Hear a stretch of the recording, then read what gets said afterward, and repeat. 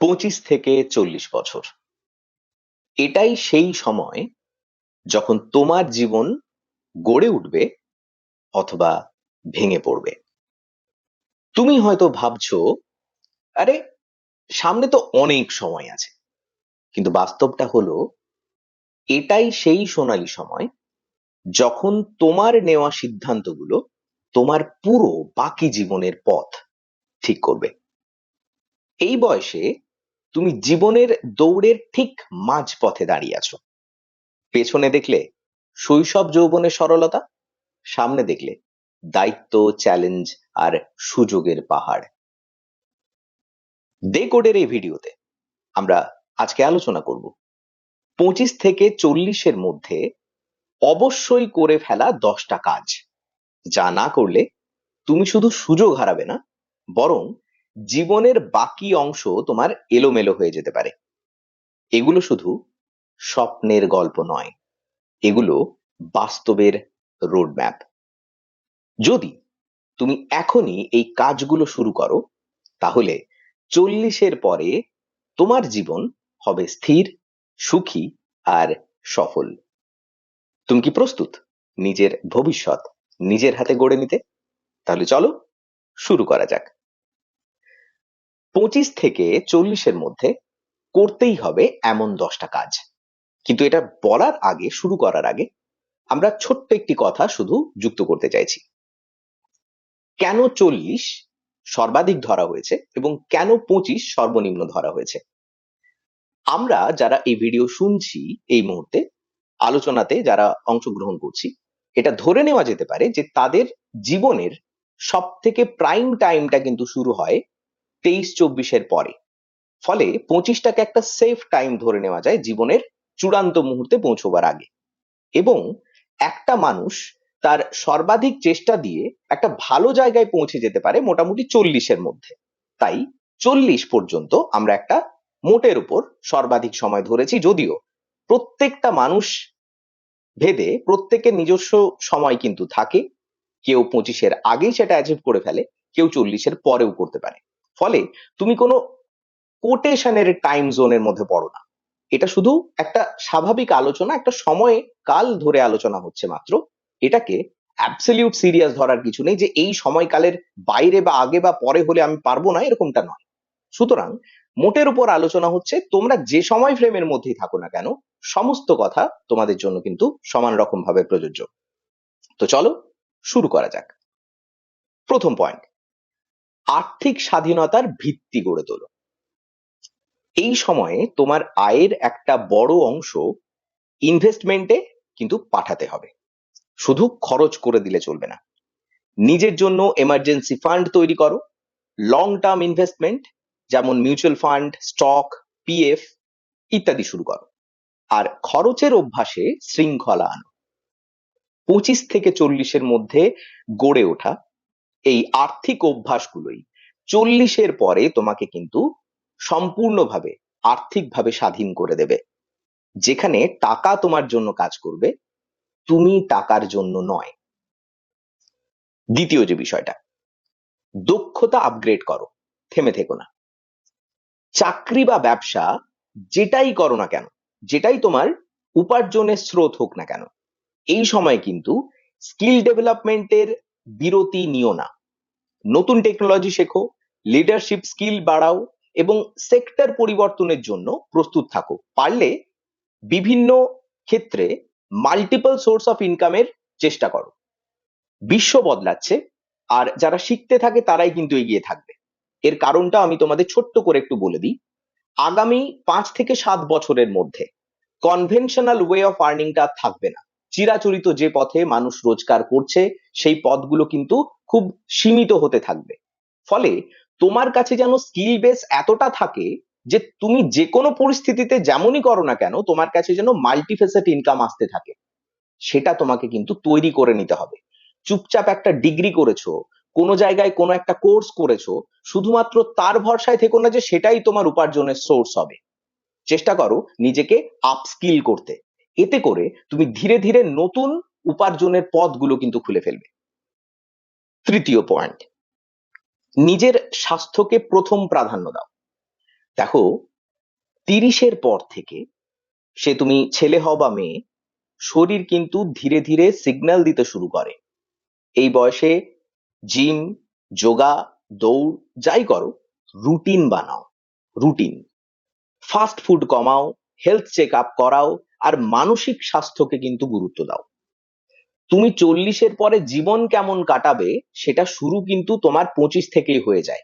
তুমি যেমন জীবন অভ্যাসের সঙ্গে অভ্যস্ত, তুমি যেমন খাওয়া দাওয়া করছো, তুমি যেমন ধরনের জীবন যাপনের সঙ্গে নিজেকে সম্পৃক্ত করছো, সেটারই প্রতিফলন তুমি পরের সময়ে পাবে। মনে রেখো, সাফল্যের আনন্দ কেবল তখনই পাওয়া যায় যখন তোমার শরীর তোমার পাশে থাকবে। অসুস্থ শরীর নিয়ে তুমি বেশি দিন সবকিছুকে সমান রকম ভাবে উপভোগ করতে পারবে না। তাই একটা সাউন্ড হেলথ তোমাকে কিন্তু তৈরি করতে হবে নিজের জন্য। চতুর্থ পয়েন্ট, সঠিক সম্পর্ক বেছে নাও।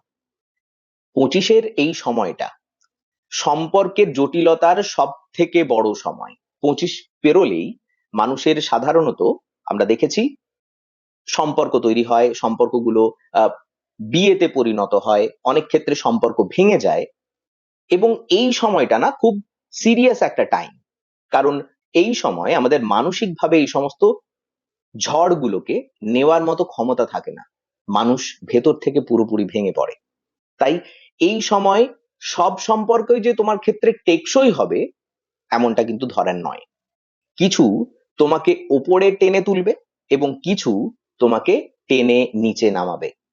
নিজেকে এমন মানুষ বা এমন মানুষদের সঙ্গে রাখো, মাঝে রাখো, যারা তোমাকে অনুপ্রাণিত করে, তোমাকে সমর্থন দেয়, আর নেতিবাচকতা থেকে সম্পূর্ণ দূরে রাখে।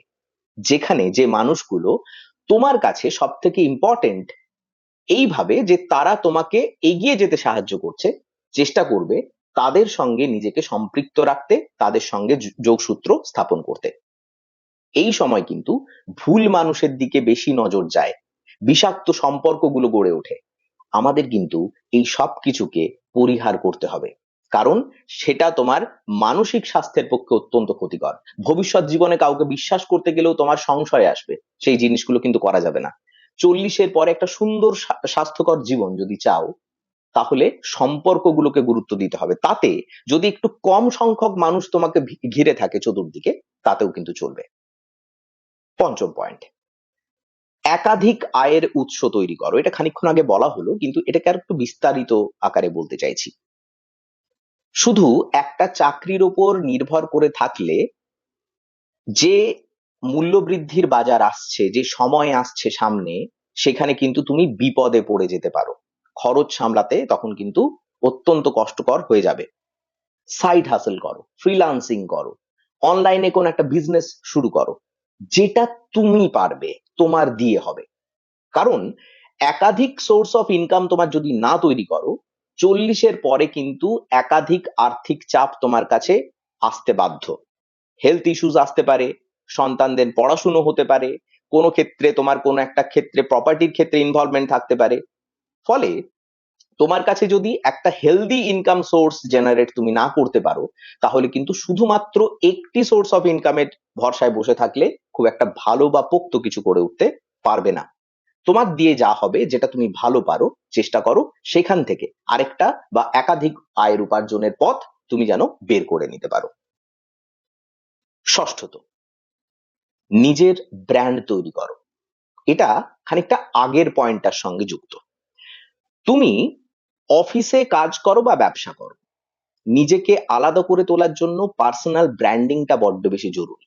মানে তোমার এই একাধিক সোর্স অফ ইনকাম যেখান থেকে আসবে, তুমি কি করো এবং তার বিশ্বাসযোগ্যতা যেন সমান রকম ভাবে তোমার নামটার সঙ্গে জড়িয়ে যায়। মানুষ যেন কোনো ক্ষেত্রে তুমি যে ফিল্ডে কাজ করো অতিরিক্ত রোজগারের জন্য, সেখানে তোমাকেই খোঁজে।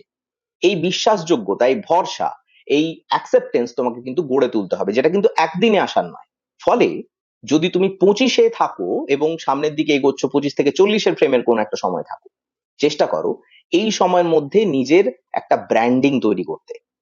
সেখানে তুমি সোশ্যাল মিডিয়ার মাধ্যমে মানুষের সঙ্গে যুক্ত হতে পারো, নিজের পোর্টফোলিও বানাতে পারো, নিজের নামের সঙ্গে নিজের কাজটার একটা সমন্বয় তৈরি করতে পারো, যা তোমাকে এক ডাকে পরিচিতি দেবে।